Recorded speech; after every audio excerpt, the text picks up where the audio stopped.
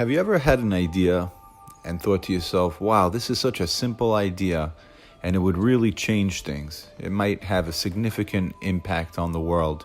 Some of them might be things that you could do on your own, but it's such a wildly great idea and it's just absolutely so simple that it just is almost mind-boggling. Well, that's what this channel is about. I think we can make a difference. I'm from England. When I lived in England, as is known, English people are more proper. In one of the ways that came out was that it was an understanding that nobody ever parked in front of your home. When you came home, that parking spot was saved specifically for you. And even if somebody else had a hard time finding parking, it was just an unheard of idea to take the spot that was in front of somebody else's home. Now, in America, sometimes you have to hunt for a very long time to find yourself a parking spot. In fact, quite often I wonder to myself how ironic it is, how far it is you need to park away from your home, because that person whose home you're parked by probably had to travel pretty far to find a spot for themselves too. In fact, if you think about it, in front of your home would be best suited for you. For someone else, it's not the best option.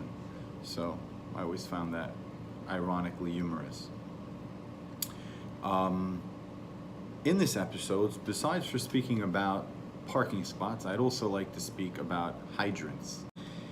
As far as parking spots are concerned, I feel that I'd like to coin a new phrase called passive parking, because we already are familiar with the concept of road rage, and I was thinking that passive parking and passive aggression just sounds so similar.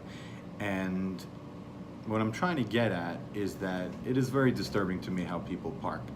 I mean, it's become more and more prevalent that people just don't park correctly and they take up too many parking spots, and you come home and you see on a spot where maybe on a block where maybe there should be like 60 parking spots, only 35 or 45 are utilized properly because the other ones are being taken up by somebody just not parking properly, taking up 2 spaces or whatever. And I think that I have a solution. First of all, I think that I have an idea for a legal solution. And second of all, I have suggestions for a personal solution.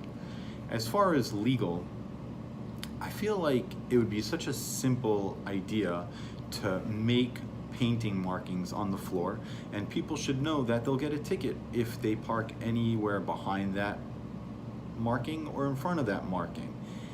And in the rare instances where there's a spot that only a large vehicle or 2 smaller vehicles could fit, so in that case we would make an exception and either 1 large vehicle or 2 smaller vehicles can fit. But me, myself personally, I drive a very large vehicle and I'm always able to fit into any spot that I manage to see much smaller vehicles not fitting into and taking up too much space.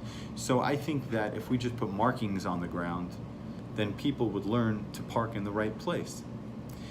On a more personal note, I think people should just learn to be more considerate.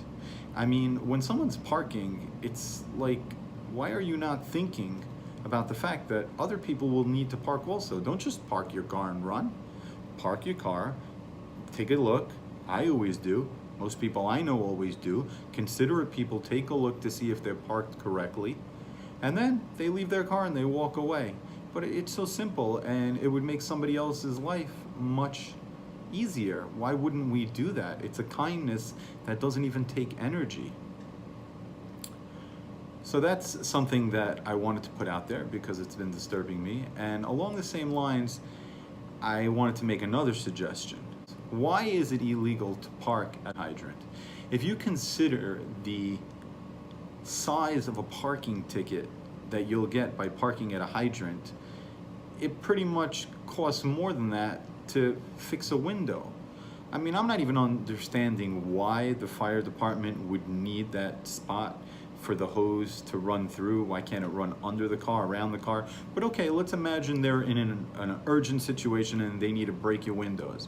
I, for one, vote that I'd rather get my windows broken in the rare instance. I mean, come on, how many times, thankfully, have you seen a fire in your neighborhood? I mean, it's not like we're living in a society where fires are prevalent. Thank God.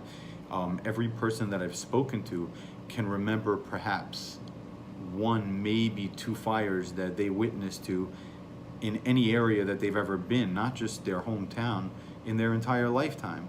So why wouldn't we just vote that we take the risk of, okay, fine, break our windows and just take away the ticket for parking at a fire hydrant? To me, that's just so obvious.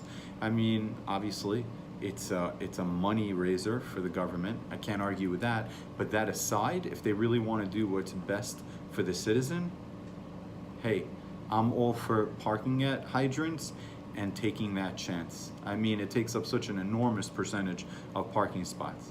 So I think between those two things, either making a law or at the very least people being more conscientious of where they park and making fire hydrant spots legal, I think that the parking issues that many of us suffer would just begin to really disappear.